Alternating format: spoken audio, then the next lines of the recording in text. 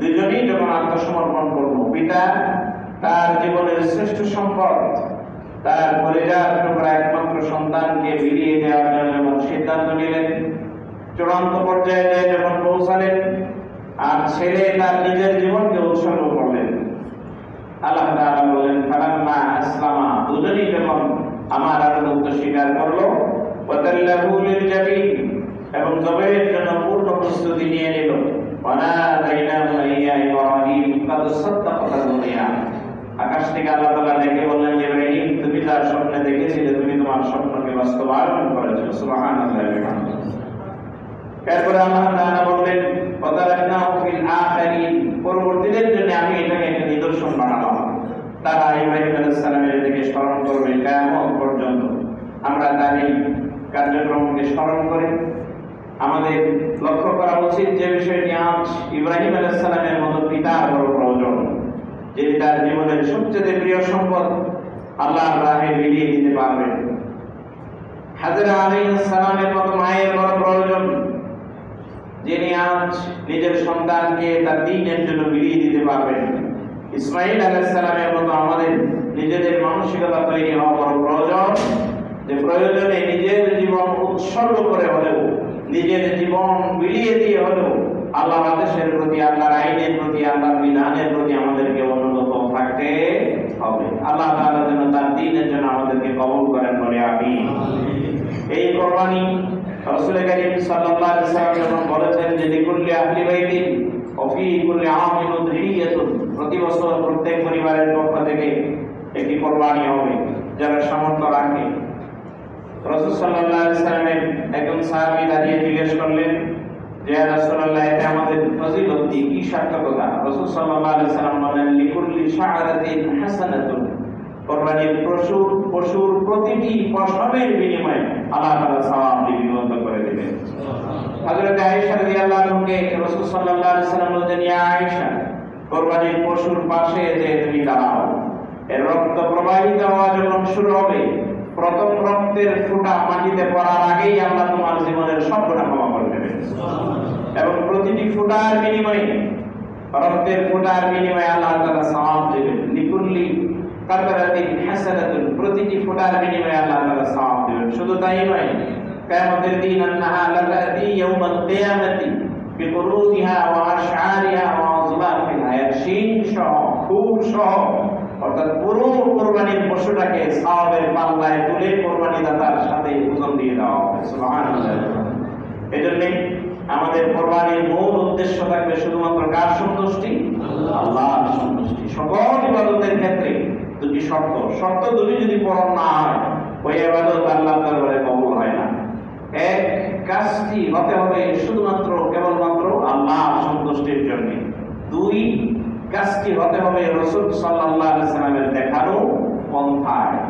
রাসূল যেভাবে করেছেন সেভাবে করতে হবে, ব্যতিক্রম করলে হয় না।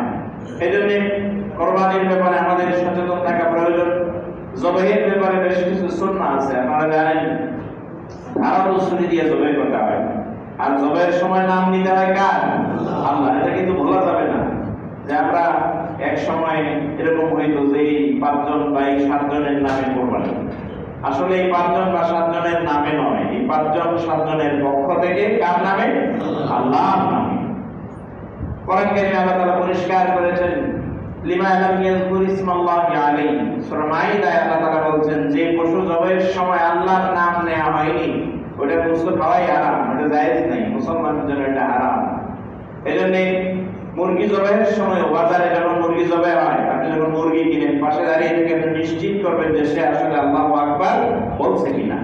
ইচ্ছা করে যদি বাদ দেয়, মুসলমান যদি জবাই করে ইচ্ছা করে যদি বাদ দেয়, তাহলে ওই মুরগির গোশত খাওয়া জায়েজ নাই। কারণ এই প্রাণী মানুষ সৃষ্টি করার ক্ষমতা রাখে না, এটা সৃষ্টি করেছেন কে? আল্লাহ।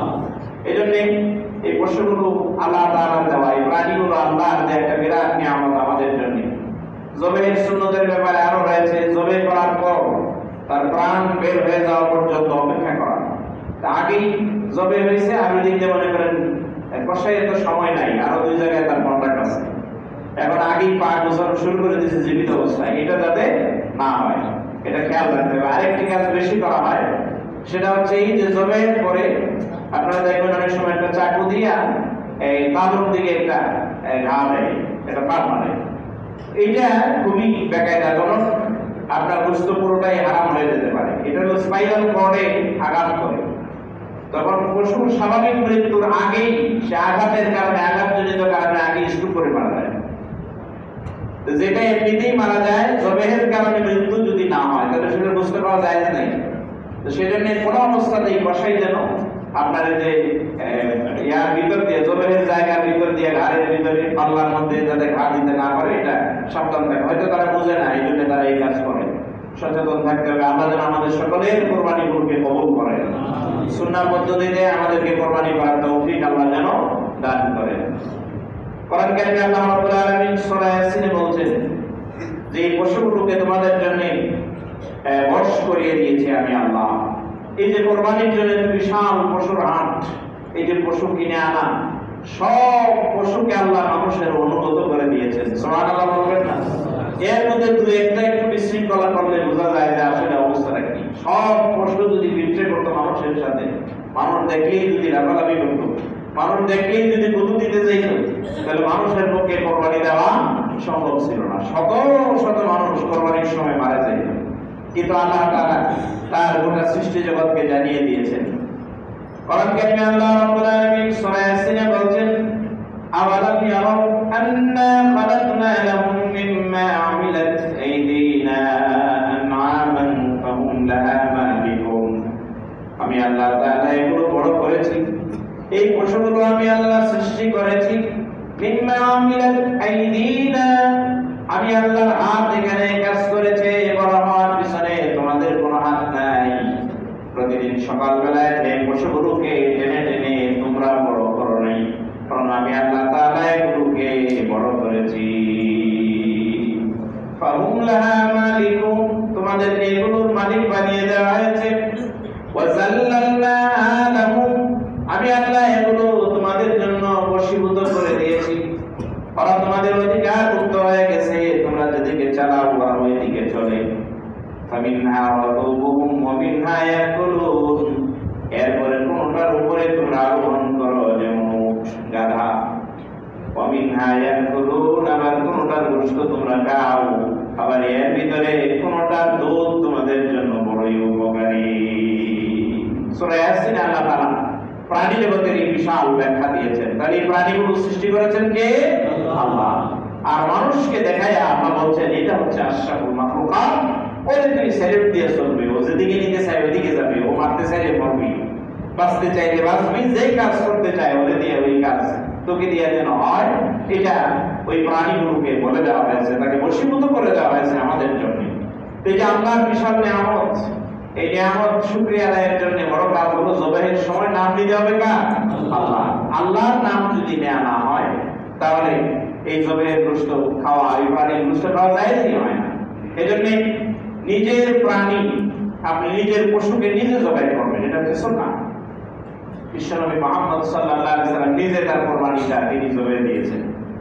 রাসূলুল্লাহ কোন সাহাবী আল্লাহর রাসূলকে দিয়ে দেওয়া হয়েছে, অন্য সাহাবীকে দিয়ে দেওয়া হয়েছে। যদি আপনি না পারেন, অনেকে আবার আছে এরকম যে মুরগি জবাই করলে ওই রাতে মুরগি তাকে দৌড়ায়, মানে জানে বলায় না। এটা হয় অনেকের ক্ষেত্রেই। সার তাকে দৌড়ায় সারা রাত। আমার এক মামা আছেন, খুব গরম দিনের মানুষ, জবে জবে কখনো বেশি একটা করে না। তো কয়েকজনে মিলে ধরলো যে হুজুর গরুটা জবে দিয়েছেন, আমরা ফেলে রাখছি, আপনি ধরেন। উনি জবে দিয়ে আসছে, সারা রাত আর ঘুমাইতে পারেনি। সকালে উঠে বলতে যে সার যে জবে দিয়েছিল, যে সার, ওই সারে সারা রাত ওনারে দৌড়াইছে। তো এটা আসলে দিলের ব্যাপার। আপনি যদি পারেন আলহামদুলিল্লাহ, যেটা নিজে জবে দেবেন, এটা হলো সুন্নাহ, এটা মনে রাখা উচিত। পাশাপাশি আপনি যদি না পারেন অন্যজনের সহযোগিতা নেবেন। জবের সময় যে দোয়া, গুরুত্বপূর্ণ যেটি দোয়া, হাদিসের পরিভাষায় সবচেয়ে সংক্ষিপ্ত বিসমিল্লাহি আল্লাহু আকবার। বলেন বিসমিল্লাহি আল্লাহু আকবার। অথবা অন্য জবে করুন, আপনি পাশে থেকে এই দোয়া আপনি করবেন।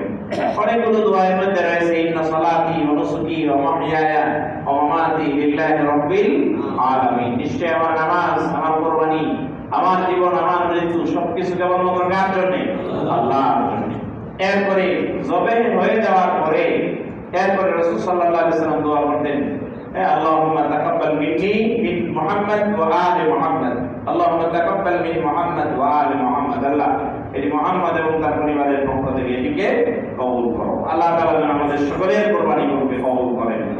প্রিয় ভাইরা আমার, এখানে যে ভাগের বিষয়ে প্রশ্ন আছে, যে কুরবানির গোশতকে সাধারণত 3 ভাগে ভাগ করা হয়, এটি একজন বড় মুহাক্কিক মুজাদ্দিদ একজন ব্যক্তির মতামত এটি, যে আল্লাহ তাআলা কোরআন কারীমে বলছেন যে ওয়াতিমু কুল বাইসাল ফাতিহ ফাকুলু মিনহা ওয়াতিমুল বাইসাল ফাতিহ, তোমরা নিজেরা খাও, তারপরে ফকির মিসকিন যারা আছে তাদেরকে খেতে দাও। নিজেরা খাও মানে তুমি তোমার আত্মীয় স্বজন, তো স্বভাবগতভাবেই 3 ভাগ হয়ে যায়। তো ভাগ 3টাই করা লাগবে, এটা আসলে ফরজ ওয়াজিব সুন্নতের ভিতরে পড়ে না। কারো কারো এমনই আছে যে ফ্যামিলির সদস্য সংখ্যা এত বেশি যে এক কোরবানির গোশত ওরা নিজেরই লাগে, কিন্তু ভাগ করবে কেমনে, সুযোগ নেই। কারো কারো এমন আছে যে নিজে ওই গোশত খায় না, এটার প্রতি সারা বছরই গোশত গেছে, এখন আর চাহিদা নাই, কোরবানি দিয়া পুরোটাই মানে মানুষকে দিয়ে দেয়, হতে পারে এটা। যে ভাগ আবশ্যক নয়, তবে লক্ষ্য রাখতে হবে স্যাক্রিফাইস যেন থাকে। ইব্রাহিম আলাইহিস সালাম যে তিনি তার সন্তানকে কোরবানি দেওয়ার জন্য নিয়ে গেছিলেন, তার কি গোসল হওয়ার কোনো নিয়ম ছিল? কথা বলেন ভাই, ছিল নাকি? ছিল না। কাজেই কোরবানি গোশত খাওয়ার নিয়তে হবে না। কোরবানির পরে যেহেতু আল্লাহ সব মানুষের জন্য খাবারের ব্যবস্থা করেছেন, খাওয়া তো আছেই পরে। আল্লাহ তাআলা নিজে বলেন ফাকুলু মিনহা, তোমরা নিজেরা খাও, ওয়াতিমুল বাইসাল ফাতিহ, গরীব মিসকিন যারা আছে, দরিদ্র মানুষ যারা আছে তাদেরকে খেতে দাও। কোরবানির গোশত অন্যজনকে দেওয়া এটা কিন্তু সদকা নয়, এটা হাদিয়া। এটা আপনি অমুসলমানকেও দিতে পারবেন, হিন্দু বৌদ্ধ খ্রিস্টান কেউ দিতে পারবেন, পাশের ধনী ব্যক্তিকেও দিতে পারবেন, দরিদ্র ব্যক্তিকেও দিতে পারবেন, কোনো ভাগযোগের প্রয়োজন নাই। এটা হচ্ছে হাদিয়া, আল্লাহর পক্ষ থেকে সমস্ত মানুষের জন্য মেহমানদারি। আমরা জানি বছরে কয়দিন রোজা রাখা হারাম? 5 দিন। তার মধ্যে কুরবানির ঈদের মধ্যে কয়দিন? 4 দিন। কুরবানির ঈদের দিন, এরপরে আরো 3 দিন, এরপরে রোজার ঈদ যেটা ঈদুল ফিতরের একদিন। তাহলে এই ঈদেই হচ্ছে 4 দিন। ঈদের দিন যেমন আজকের দিন, এরপরে আরো 3 দিন পর্যন্ত রোজা রাখা কি হারাম। কাজেই এই সময়ে খাওয়া দাওয়ার একটা ব্যবস্থা আল্লাহ তাআলা আমাদের জন্য করে দিয়েছেন।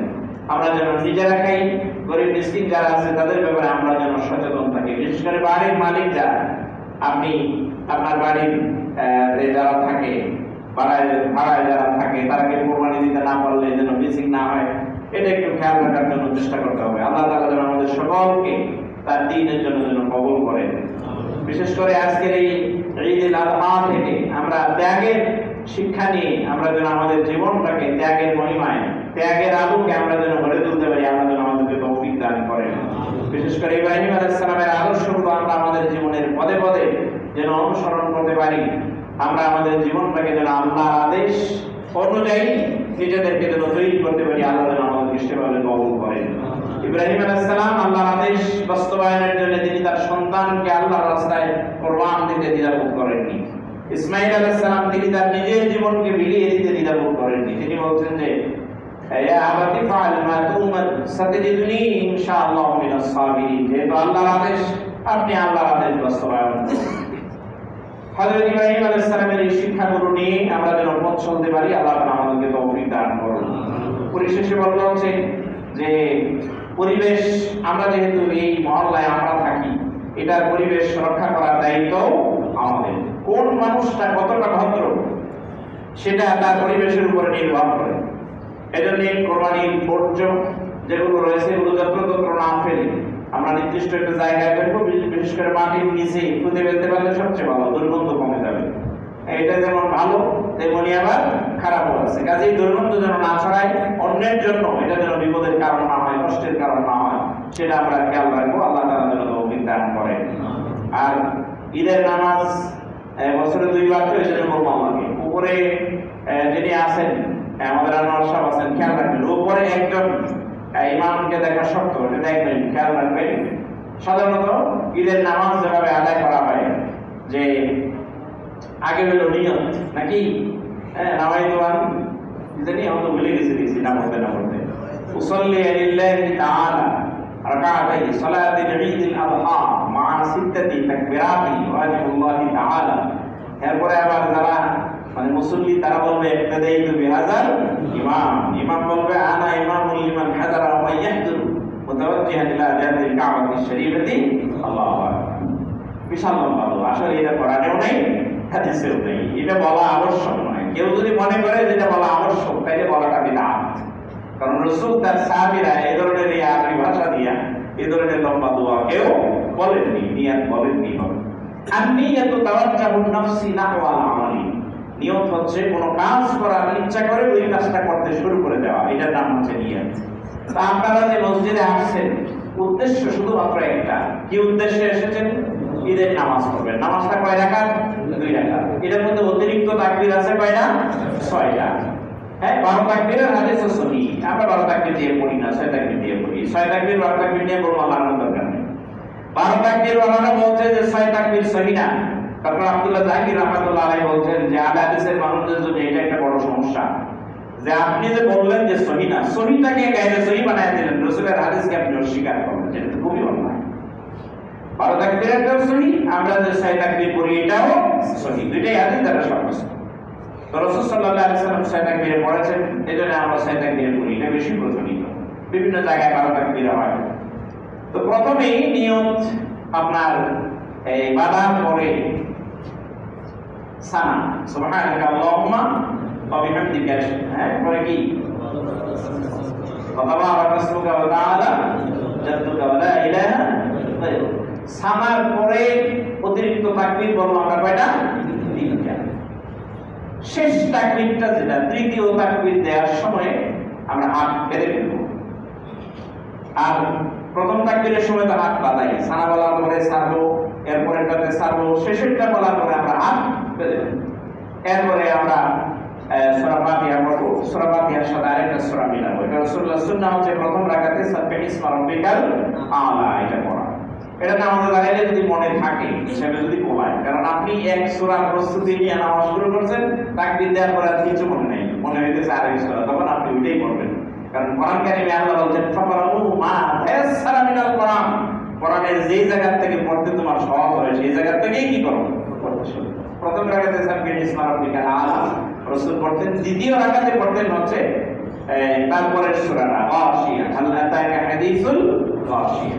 আমরা চেষ্টা করব ইনশাআল্লাহ এই 2 সূরা পড়ার জন্য। তাহলে প্রথম রাকাতের প্রথমে অতিরিক্ত 3 তাকবীর, এরপরে সূরা পড়ে, তারপরে রুকু, তারপরে সিজদা, সিজদা থেকে ওঠার পরে দ্বিতীয় রাকাতে আবার সূরা ফাতিহা, সূরা ফাতিহার পরে তারপরে আরেক সূরা মেলানো, রুকুতে যাওয়ার আগে আবার অতিরিক্ত তাকবীর 3টা, এরপরে হচ্ছে আবার রুকুর তাকবীর আলাদা দিয়ে তারপরে রুকুতে যাওয়া।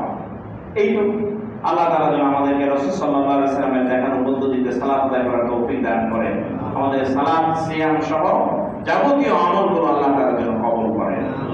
দেরি না করে আমরা মনে হয় কথা সোজা করি, অলরেডি 7টা 3 বেজে